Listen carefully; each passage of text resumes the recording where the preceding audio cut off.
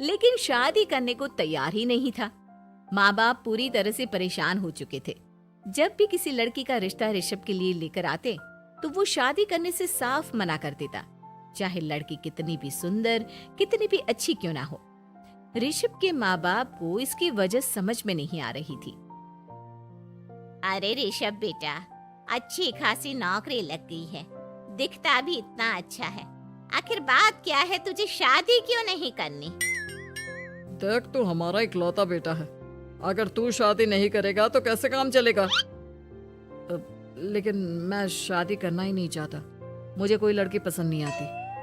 अरे बेटा, अगर कोई लड़की तुझे पसंद हो तो उससे शादी कर ले, हमें कोई ऐतराज नहीं है। हाँ ऋषभ बेटा, अब देख, तेरी माँ से भी काम नहीं होता। घर में एक बहू आ जाएगी तो कम से कम घर का माहौल भी अच्छा होगा और तेरी माँ को मदद भी मिल जाएगी। लेकिन मम्मी पापा कहाँ ना, मुझे लड़कियां पसंद ही नहीं आती।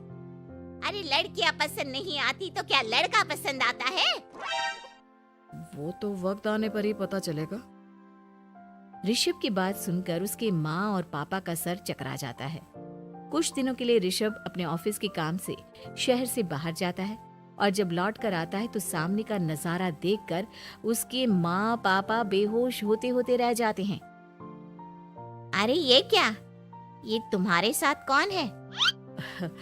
माँ, ये दीपक है, मेरी पत्नी। हम दोनों ने शादी कर ली है। दीपक तुम्हारी पत्नी कैसे हो सकता है? अरे दीपिका होती तो बात समझ में भी आती, ये तो लड़का है।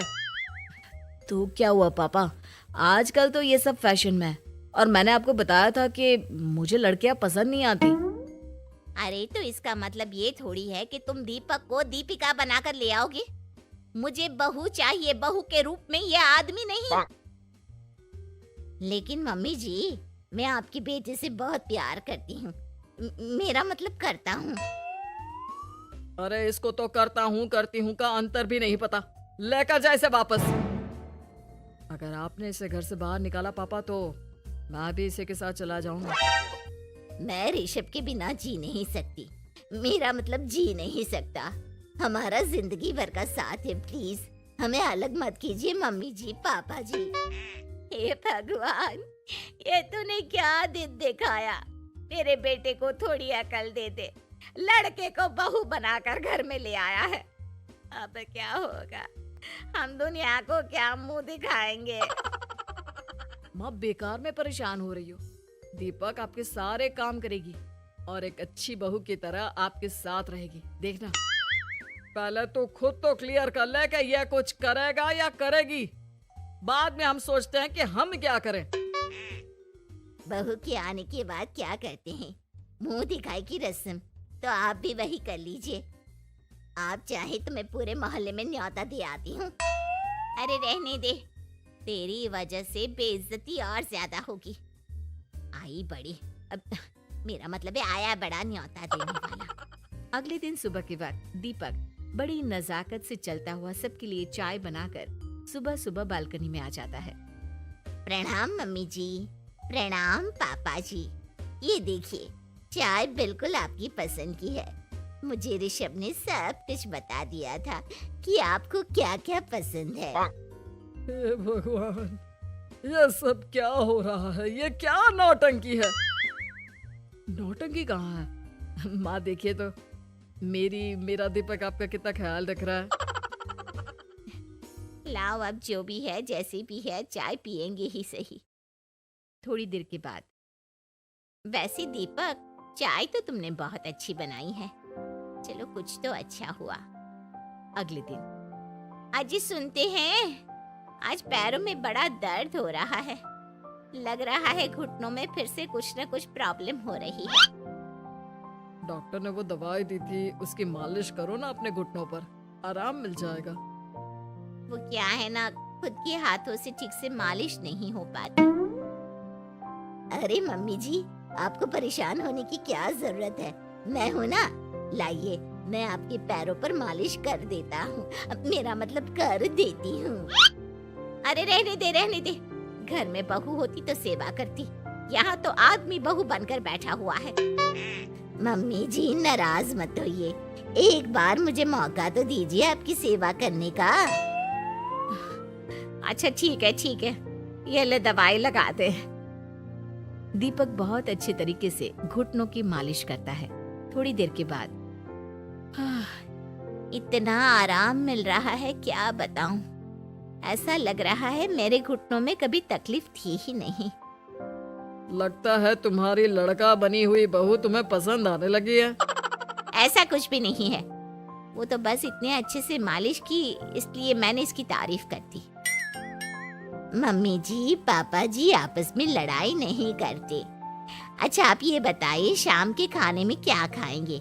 पनीर, दाल मखनी, पुलाव, कुछ भी स्पेशल बता दीजिए। अरे भाई ये सारी चीजें मुझे तो खाने में बहुत ही पसंद है। तुम क्या कोई औरत हो जो पनीर दाल मखनी बनाओगी? हाँ, अरे लड़का हो तो लड़के की तरह बिहेव किया करो ना। भले ही मैं लड़का हूँ तो क्या हुआ, अब तो मैं ऋषभ की पत्नी और आपके घर की बहू हूँ, तो मुझे उसी तरह से रहना पड़ेगा ना। अच्छा ठीक है, जो तुम्हें पसंद है बना लो। आदमी रसोई में खाना बनाते हुए कैसे लगते हैं, जरा मैं भी तो देखूं। शाम को दीपक सबके लिए अच्छा सा खाना बनाकर डाइनिंग टेबल पर लगा देता है। ऋषभ ऑफिस से जब लौट कर आता है, सब लोग खाना खाने के लिए बैठ जाते हैं। अरे वाह, क्या गजब का पनीर और दाल मखनी बनाई है। ऐसा जायका तो होटल के खाने में भी नहीं आता। दीपक, कितना अच्छा खाना बनाती हो, मेरा मतलब बनाते हो। तुम्हारी इसी अदा की वजह से तो मुझे तुमसे प्यार हो गया। अरे बहुत हो गया, आदमी होकर आदमी से प्यार करते हो। अरे लेकिन कुछ भी कहो, जरा खाना खा कर तो देखो ऋषभ की माँ, मजा आ जाएगा। हाँ वैसे बात तो आपकी सही है, खाना तो वाकई में लाजवाब है। इतना स्वादिष्ट पनीर तो मैंने अपनी जिंदगी में नहीं खाया। कितना अच्छा होता अगर ये दीपिका होती। और फिर अगली सुबह कुछ ऐसा होता है जिसे देखकर ऋषभ के माँ और पापा ना केवल खुश होते हैं बल्कि हैरानी से उनकी आंखें फटी की फटी रह जाती हैं।